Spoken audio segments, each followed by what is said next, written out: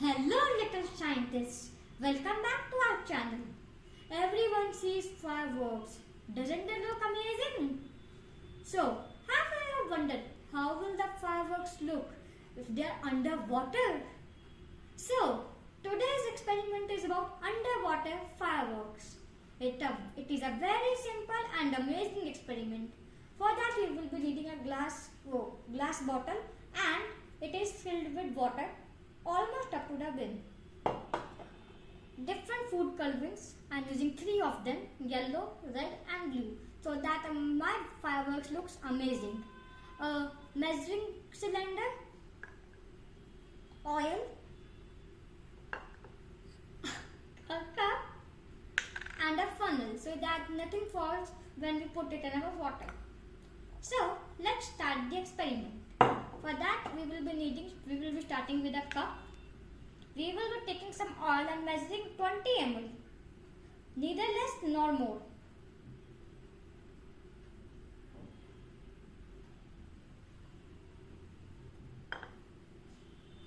We will be putting it into a cup.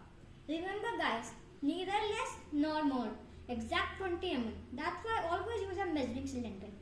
And always remember to clean your space and start with washing your hands. We will be taking food colors. For each food coloring we will be adding 3 to 4 drops of each food coloring.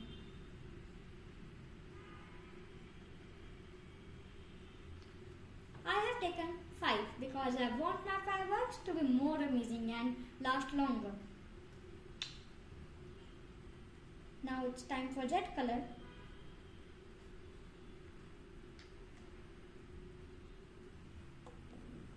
At the last, yellow. You may be wondering that the oil is yellow and I am putting yellow food coloring. But believe me guys, it will look amazing when it is in water. We will get it some mix. A very nice mix. And then we will use the funnel and in the water we will be inserting it very carefully. Remember that nothing falls. Now observe the water closely. You can see that some of the colors are going down like they are fireworks. This is the science behind this is that water and oil does not mix. They're unmixable and we cannot mix them. So that's why the colors are slowly falling into the water because it cannot be mixed. This is the science behind this experiment. A very simple and nice experiment. You can see after some time that colors are slowly falling down into the water. Doesn't it look amazing?